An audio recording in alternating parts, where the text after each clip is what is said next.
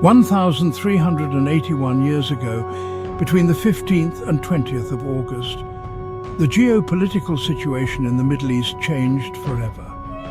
The Eastern Roman Empire faced an invasion from the new religion, Islam, and they fought for dominance in the region during the Battle of Yarmouk. Thousands died during these 6 days, and violence still rages in the region. To summarize, that war ended inconclusively. Neither side gained much, and the conflict weakened both states, exposing them to an invasion from the new caliphate. While the two great empires were fighting a bitter war to the south of them, the prophet of Islam, Muhammad, was preaching his new religion. By 630, he had successfully united most of Arabia under his control. Muhammad died in 632 and was succeeded by Abu Bakr. Although most of the peninsula rebelled against him, the new caliph was able to restore his kingdom in 633.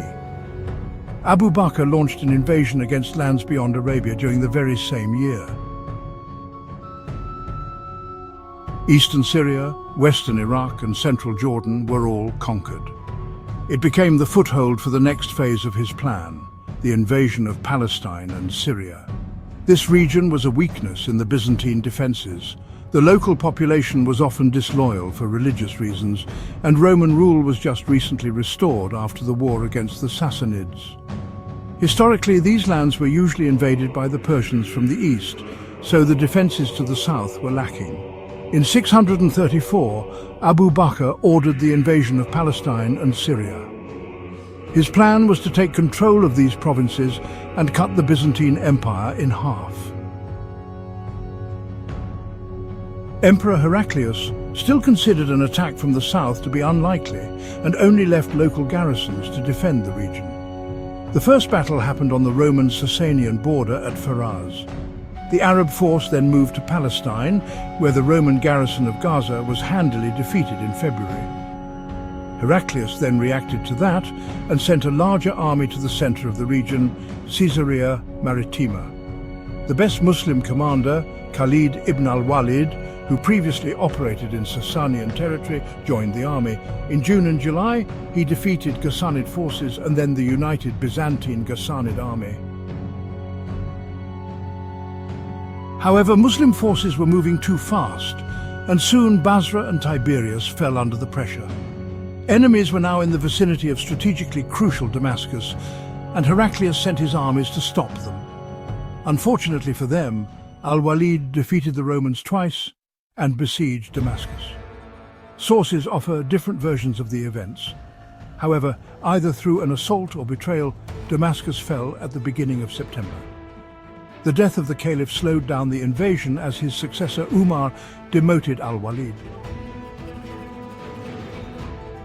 But the new Muslim leader still wanted to conquer Syria, and at the beginning of 636, the most important city of central Syria, Emesa, was occupied. Aleppo and Antioch were now under imminent danger. However, now Heraclius had 5 armies under his command, and also agreed on a plan with the Persian Shah Yazdegerd III to launch a simultaneous offensive. For the first time, Byzantine forces dominated the Muslims numerically, and although the Sassanians failed to start their attack, Heraclius decided not to wait. His plan was to either fight 4 Arab armies separately or at least push them back.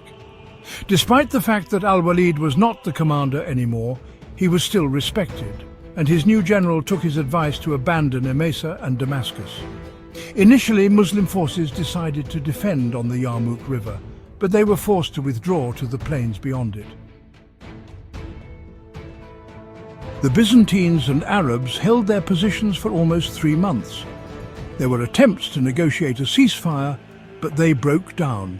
And finally, both armies engaged on the 15th of August. The number of troops is still contested by historians, but it seems that the Byzantines outnumbered their foes 2-1. However, some estimations are too fantastic. There are claims that the Romans had 400,000 men, which seems extremely unlikely, as in the previous war against the Sassanids, Heraclius was only able to muster around 40,000. Even if recruitment lasted for a year, the Byzantines wouldn't be able to field much more than that. We know that the Arabs had around 15,000 during the siege of Emesa and were joined by forces raiding Palestine and reinforcements from Arabia since then, so it was probably more like 20 to 25,000 strong. The leader of the Byzantines was Armenian General Vahan. He used Ghassanid light cavalry under his command as a screening and skirmishing force. Armenian infantry was in the center, flanked by mercenary foot soldiers to the left and Greek infantry to the right. Infantry was a mix of skirmishers and melee warriors. Each of these groups were backed by a cavalry line consisting mostly of cataphracts. The commanding chief of the Muslim army was Abu Ubaidah, but he allowed al-Walid to lead during the battle. Al-Walid divided his infantry into 4 groups with 3 cavalry squadrons behind them and a bigger cavalry group in reserve. Arab troops had lighter armor, but compensated that with higher mobility. It should also be said that the Roman army was international and multi-confessional. The Arab army, however, worshipped one religion and consisted of one ethnicity, so the latter had a substantial edge regarding morale.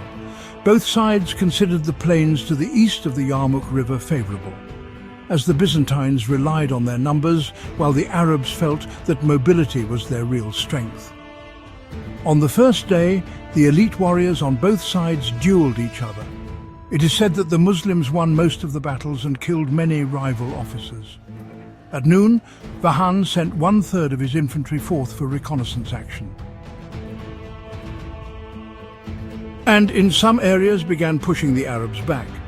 But most of the army was ordered to not attack at all, so this initial success did not last long.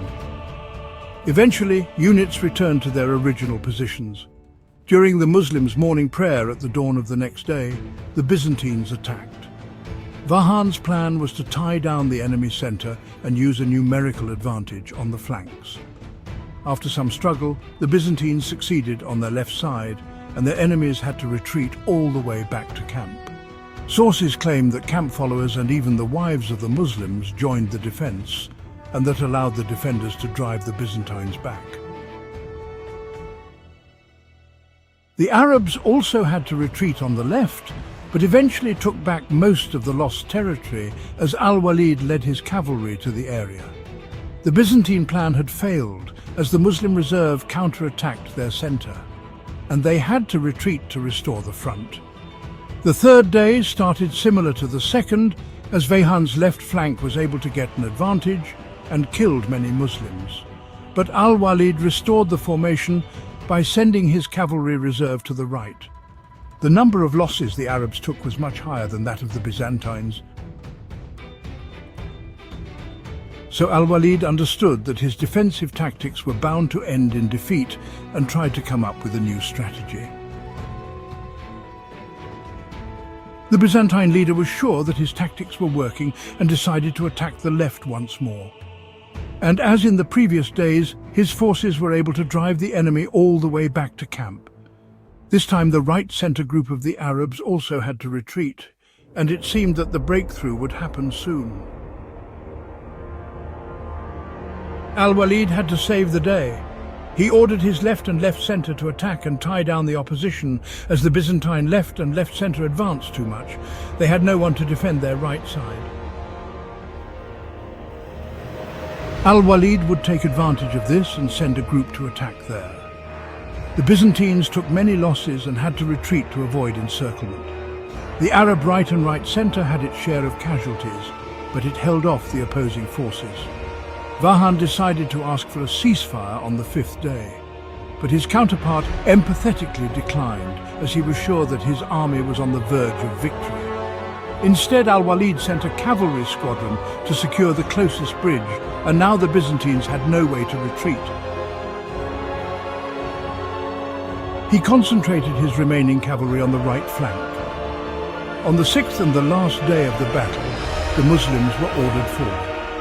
When the infantry engaged, al-Walid attacked the enemy cavalry and infantry from the flank and rear.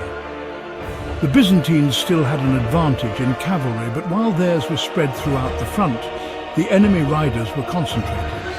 Vahan's cavalry was crushed. The Muslim right succeeded in their battle against the Byzantine left, as the latter were attacked by the cavalry from the rear. Soon these troops attacked the Byzantine center, and that was the end of the battle. As the closest bridge was now under Arab control, many Byzantines, among them Vahan, were killed during the retreat, and there were more than 25,000 casualties. The Muslims continued their invasion in the next decades. They took Syria, Egypt and North Africa from the Eastern Roman Empire, and even Constantinople was besieged on multiple occasions. The Romans never returned to these lands, and the Muslims still hold dominion over them today.